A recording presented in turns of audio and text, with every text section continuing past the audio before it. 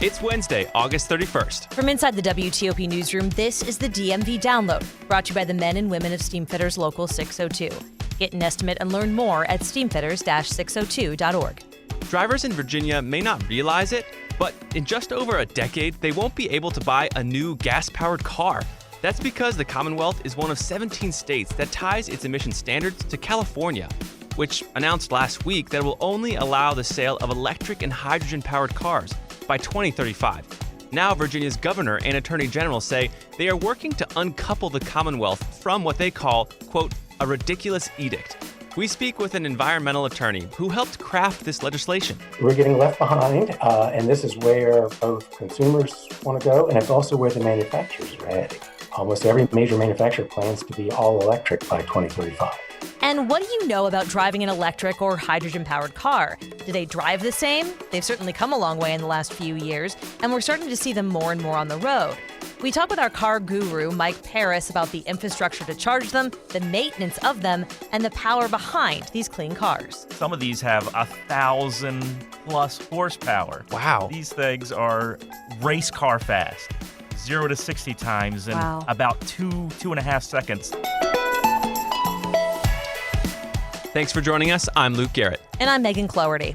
It sounds far off, but in just 13 years, Virginia is set to ban the sale of all new gas-powered cars, trucks, and SUVs.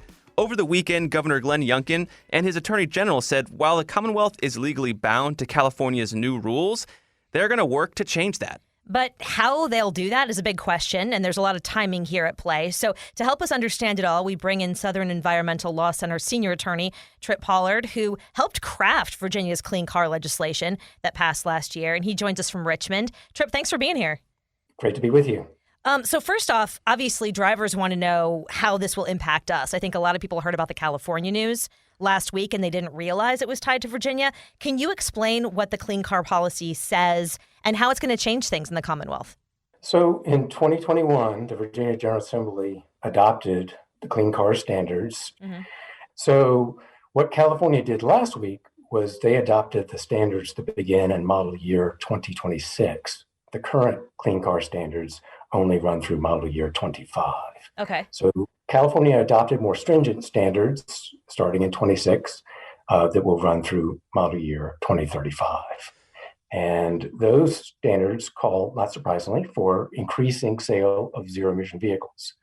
And the reason that's so important, especially for Virginia, is that transportation is by far the leading source of carbon pollution in Virginia, as well as other pollutants that are harmful to our health, as well as the environment. So these new provisions will call for more clean vehicles to be sold in Virginia over time, and that's the main impact they will have. Right. So when you roll up to a dealership in 2026, it'll be required that like 35% of those cars are going to be EVs. Do I have that right? That's actually is what the standard requires is 35%, but that's actually, it would be a lower number than that because there's also a credit system that gives manufacturers credits for earlier sales of cleaner vehicles. So the number actually is going to be lower than that, but it does mean there will be more clean vehicles available in Virginia. And that's another reason why this is so important is not only the pollution reduction, but giving Virginia customer choice.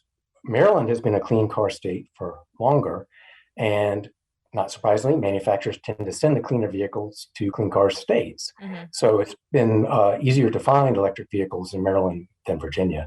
That's one of the reasons the auto dealers in Virginia actually supported adoption of Clean Cars program. Just to kind of keep up with the neighbors, essentially. Exactly. We're getting left behind, and this is where both consumers want to go, and it's also where the manufacturers are heading. Almost every major manufacturer plans to be all electric by 2035. And what about the drivers? Nationally, Pew Research says that only 7% of people own electric cars. So a lot of us are really familiar with gasoline-powered cars. Is this shift kind of requiring this move towards EV might unsettle some drivers? Well, I think there will be some transition in getting used to things like charging a vehicle instead of, filling it up at the pump.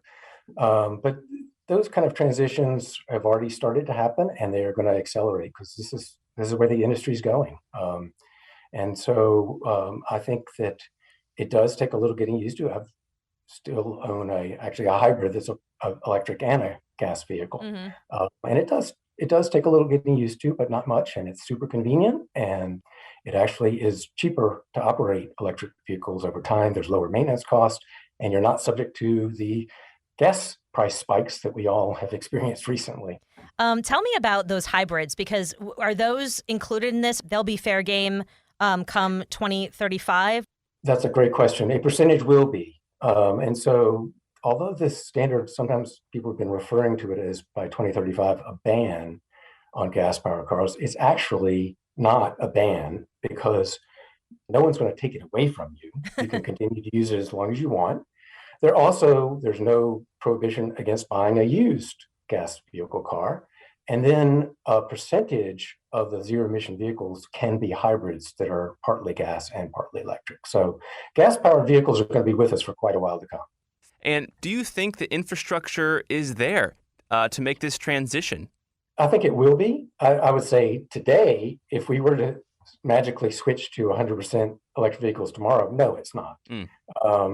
But we've seen a dramatic increase. For example, in Virginia, has used money that it got from the Volkswagen emission settlement to begin building out a network of fast charging electric chargers, which by the end of this year will be within 30 miles of 95% of Virginia's population.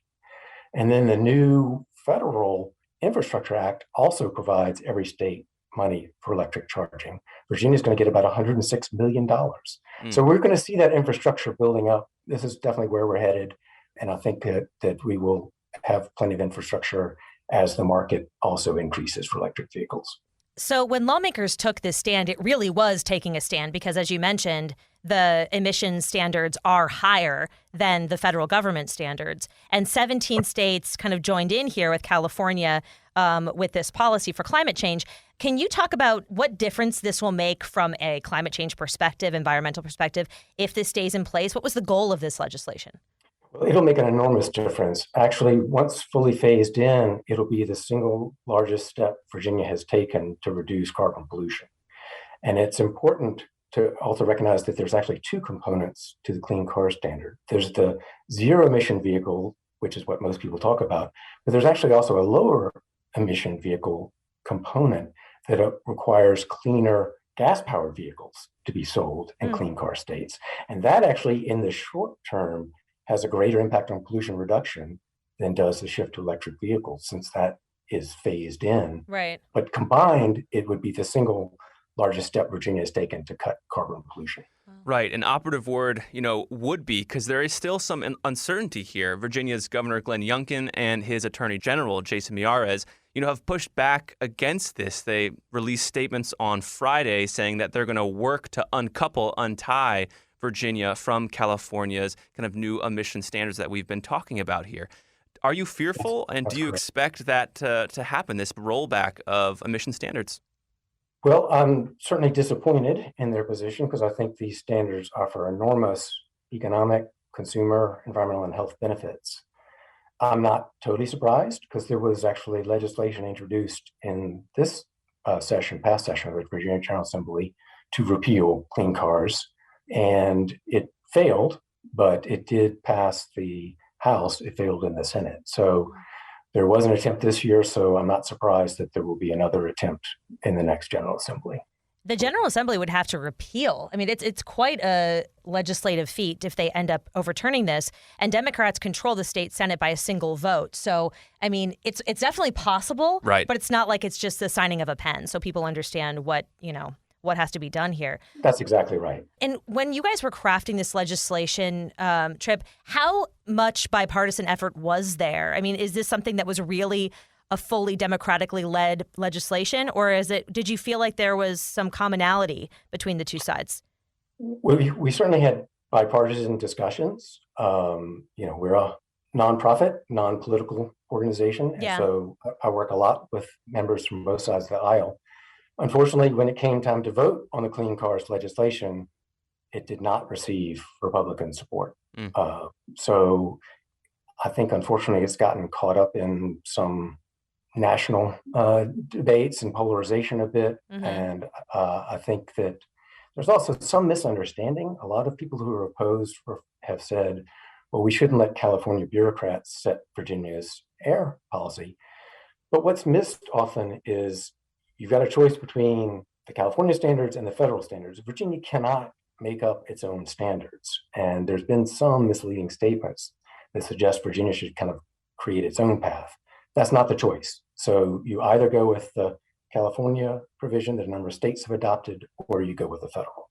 And Tripp, let's pause here about, California really setting these emission standards and Virginia tying themselves to it. How did that tie happen, and why does California get to set these air emission standards when Virginia doesn't? So under the Clean Air Act, California was given this special authority, and there's complicated historical and political reasons for all that, but they've enjoyed this authority for decades under the Clean Air Act, and they are the only state that was given that authority.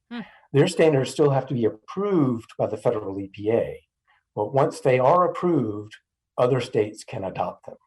So California does have this extra ability to adopt cleaner vehicle emission standards. And under the Clean Air Act, then states such as Virginia and Maryland can then choose to adopt those more strict standards.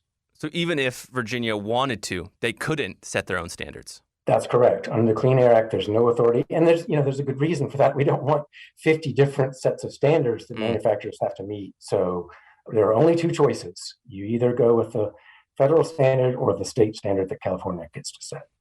And Governor Glenn Youngkin issued a statement that says, in part, in an effort to turn Virginia into California, liberal politicians who previously ran our government sold Virginia out by subjecting Virginia drivers to California vehicle laws. It also goes on to say, I'm already at work to prevent this ridiculous edict from being forced on Virginians. California's out-of-touch laws have no place in our Commonwealth. So, Tripp, obviously, some strong feelings around this. Is there any indication how quickly Parris or Governor Glenn Youngkin plan to move on this? Is it going to be in this upcoming legislation? Have you heard? The indications that I've heard is, yes, it will be in the upcoming legislative session, which begins in January 2023. Wow. We'll see where this goes. This is really interesting. Tripp Pollard from the Southern Environmental Law Center. We really appreciate your expertise on this because there's a lot here. Yeah. and it's definitely a lot to follow. So we'll get back with you on it, I'm sure. It was wonderful to talk to you. Thanks. Thank you. After the break, there's more to electric cars than just how they're charged. Coming up, we talk to our resident car guy about what it feels like to drive one, why the type of charger in your garage matters so much, and the challenges of road trips. Stick around. Backed by the experience of its hardworking members, Steamfitters Local 602 is ready to take on your next commercial, heating, cooling, HVAC, or refrigeration project. Steamfitters Local 602 adds value to our community through its partnerships with local contractors and building owners, all while keeping the focus on improving the lives of its members and their families throughout the DMV. For work that's on time and on budget, go to steamfitters-602.org to schedule your next project. That's steamfitters-602.org. Steamfitters Local 602. Changing lives. Thanks for listening to the DMV Download.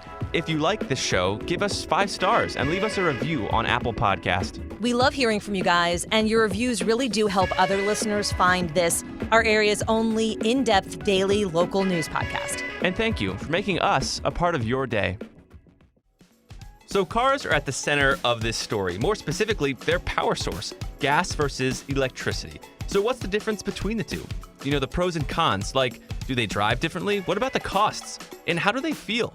Unfortunately, neither Megan nor I can answer these questions since we've never driven electric cars. Womp womp. Thankfully, WTOP's car guy, Mike Parris, is here to help us out. Mike, thanks for being here. Someone has to do it. I know. And you drew the short straw. Yeah. Okay, so Mike reviews cars every week. And in the last few years, EVs have increasingly made it onto his rotation. So let's start there. Tell us, first of all, what you do every week, which is pretty awesome. So people deliver cars to me. A couple of companies To your deliver door. cars to my door.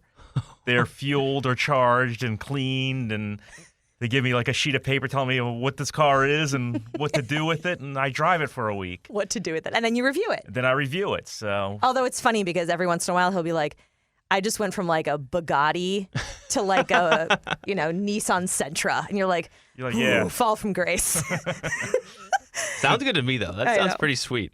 But let's get to kind of the nuts and bolts here of this gas versus EV discussion. What's the difference when you get in that driver's seat?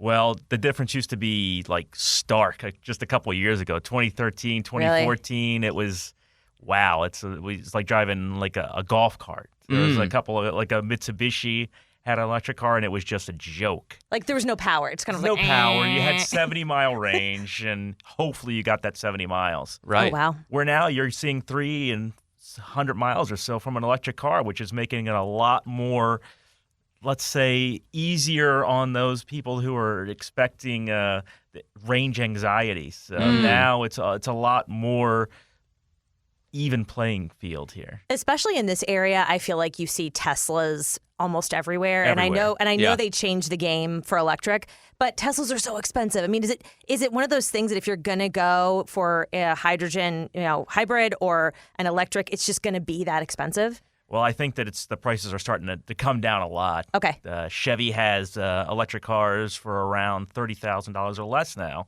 which were $40,000 a couple of years ago. And the range is good? The range is about 230, 240 miles, Wow. which is getting there. A lot of manufacturers are getting there, but still you're paying more than you would, say, your ICE competition or internal combustion engine. Right. But you're not models. paying for gas, though. You're not paying for gas, but if you're saying you drive Kona, which is a small Hyundai SUV or crossover, Yeah. starts about $23,000 for a gas model. You want the full electric version, about $34,000. Oh, wow. So you have to think to yourself, am I going to drive enough to offset the cost? Right. Right. It has a lot of calculations in there. But what about like how fun they are to drive? Cars to me kind of symbolize freedom and just jumping in and going. And you want to have fun when you're out there on the roads. Are EVs fun to drive? Do they have power, acceleration? Yeah, people might think that an electric car is maybe like the golf course, like on the golf cart I had at the golf course a couple weeks ago, where no way. Some of these have 1,000+ horsepower. Wow. These things are race car fast, 0 to 60 times in Wow. about 2.5 seconds long. Describe when you hit the accelerator or when you hit the gas. You go. I was going to say, there is And no you gas. go fast, depending on the car. It has that moment where it like lurches for like it no, goes. it's just instant power. You're not waiting for the revs on, say, a gas-powered engine to build up to 3,000 or 4,000 RPMs to go. Yeah. It's instant, all the power you want when you put on the accelerator. So it's different to drive. Totally. And I've been personally learning how to drive a manual stick shift car Okay. recently. So I've kind of understood that, for a manual combustion engine, you're shifting into gears and that's how you go faster, Yeah. right? You have to shift up. Before I learned this, I just thought cars went. But for an electric car, there's no gear shifting. So you can just go 0 to 100 like boom. There's no shifting needed. And that's Nope. why they're so fast accelerating. There's some electric cars that have maybe a 2-speed transmission, but you never feel it. Most of them Right. are just a single gear that goes just Zoom. The other question I had too is if you've been in heavier cars, they drive very differently than my little Corolla, which is very light. And a lot of these electric cars, obviously, you have this huge battery in them. Tell us about that, Mike. Like how they handle. Is it different driving those kind of cars? It can be different, but a lot of that weight is down low, so you don't quite feel like a big lean in turns, like we'd say, like a big van, a passenger van. Yeah. You know how you drive one of those, and you can feel every turn, where a lot of the weight's down low, so you don't quite feel it as much. And the weight penalty is not as much as, say, a gas car. The new GMC Hummer, weighs 9,000 pounds. And it can do 0 to 60 in 3 seconds. Gosh. That's like almost scary. It's scary fast, how fast these cars go. So let's talk about recharging. We're all familiar with going to a gas pump, seeing crazy prices these days. But how long does it take for an EV to charge? Is it like charging your phone? It all depends. It depends on the car you're driving. A car with a longer range is definitely going to take longer to recharge. You have more batteries, the pack's bigger. So what might have been a couple years ago, 8 hours to get a full charge on a vehicle, and if you just plug it into the wall. If you plug it into the wall of your garage at home, I'm driving a Volvo right now, it'll take about 30 hours to fully charge. Oh, wow. That's a long time. So you really need the infrastructure in your house to have 240 volt. But is it like your phone where you're like, oh, well, this is as much time as I could give it to charge. I'm going to head out with and a that's what third I'm of doing. battery. Like, And that's what I'm doing this week. Really? As Okay. I'm trying not to use the infrastructure for higher speed chargers. I just wanted to see what it's like. Right. So you're getting about 15, 20% charge overnight. So that's where the anxiety comes in. So I'm pretty much stuck at 100 miles, 120 miles the whole week with this car. So is it a practical commuter, like in a city, let's say? Yeah, definitely so. It's definitely all right. an easy, great commuter vehicle, especially if you can park it in your garage or in your driveway and plug it in at night. You might have a 220, which will give you a full charge in, say, 6 to 8 hours, where you might get about 10, 15% if you just have the regular 110 in your Charger. garage. Interesting. So you're just constantly always plugging that bad boy in if you don't have a high-speed charger. What about road trips? I love taking road trips, but is that doable in an EV? I've been doing road trips lately with a couple of EVs now that it's actually 250, 270-mile range on vehicles. So I've done a couple of 500-600-mile trips. Wow. And it can be a little bit hairy. Okay. The charging infrastructure isn't quite like gas right now. Right. And Right. like a gas station, you can't depend on it being there, I guess. There's lots of apps that help you, and they're great. They tell you where, they tell you how fast or how slow the charger is. Yeah. But still, it's still when you're driving, say, from here to Erie, Pennsylvania is what I did, which is about 350 miles each way, that you really have to take into account. Okay, the next station is about 150 miles away. Am I going to make it, or do I need to stop here in the midpoint and for a splash of a juice? Right. Do we know yet, as far as like maintenance of these cars, because they're relatively new, how they compare to gas cars? It's less. You're not changing oil every 3,000 miles. There is no oil. There's no oil. There's no oil filter. It is crazy. So it's like a totally new world. Yeah, so you're doing the brakes. You're doing, like filters. Yeah. Air filters in your cars. But not much. Yeah, it's less. But when it goes wrong, it could probably be a pretty expensive date. Right, because the electronics are serious. And that kind of gets us to another point. Lithium, electronics, semiconductors, these are all limited resources in the world. And we've seen through these past years, supply chains can get in the way. Yeah. Is that a concern at all? It's definitely a concern, especially with legislation just passed that a lot of that stuff, if you want your EVs to qualify for tax breaks, a lot of that stuff's got to be here in America. Right. They got to make it here, yeah. And it's not an easy task right now to do that. We don't have the infrastructure set up and right now, and you're getting it from other countries. It's coming to another country, then it's going back to another country to be refined and processed. So it's a labor-intensive, pricey endeavor right now. It's interesting. You kind of have to make a impact on the environment to eventually save some carbon emissions from the environment. Right. And they're hard to get right now, too, Mike. I mean, any car right now is hard to get. Yeah. It is just a pain in the rump. Yeah. I get emails all the time. So, wow, how do you get this price? And I'm like, I don't know if you can. That's just what they say. But there's because all the markups and stuff. And it's basically supply chain issues. So. And manufacturers are actually scrambling to try and move stuff to America if they really can, trying. because then they're going to get more buyers. So the whole thing is it's a really interesting space. Yeah, I mean, it's the future of how we're going to get around. But the biggest problem is going to be the charging network. Yeah. You go to a gas station, you go in, one pump's not working, big deal. You go to one of the other 9 pumps. Or an electric station, you're pretty much going in, there's like, at least 2 of these aren't going to be working. Wow. Really? I That's your didn't think of that. That's kind of the experience. And you might have to wait if somebody's there before you. You have to wait. Oh, and gosh. some vehicles charge faster than others. So some vehicles will give you an 80% charge in 15, 20 minutes, where the same vehicle, almost the same size battery, is going to take 40 minutes. Wow. So that's kind of the fun of this new world that we're moving into. All you have to do basically is just get Mike Parris's job, where they deliver a car to your house, and then you'll have no issue. You have no issue. Perfect. There is a workaround here. Mike, thanks for joining us and giving us your expertise on this.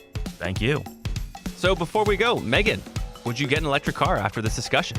Oh, hell yeah. Yeah? The only thing I would wonder is I don't have a garage, so I'd have to figure out somehow to reach the car A really space. long extension cord. Yeah, but I mean, I'm sure they make those. Yeah, I was thinking about it too. I live in an apartment, So I'm like, wow, should I like open my window and have an extension cord? Daisy chain it down. Right. I don't think that would pass, but I think I'd get one too. They seem pretty sick. The 0 to 60 speed's kind of awesome. That was a big surprise. So anyway, that'll do it for us today on the DMV Download. We're brought to you by Steamfitters Local 602. Our managing editor is Craig Schwab, and our music is by Real World. Give us a review and rate our show if you get the chance, and follow us on social media. We post content every day from behind the scenes of the show. Today, we changed up our whole look, so we want to get your feedback on that if you see our new shot on social media today. Big deal. Yeah. You can find out more about this podcast and become one of our VIP listeners at dmvdownload.com. And this podcast is a product of WTOP News. Listen on 103.5 FM in the D.C. area, 107.7 FM in Virginia, 103.9 FM in Frederick, Maryland, online at WTOP.com, and of course on the WTOP News app. Have a good one, and we'll see you tomorrow.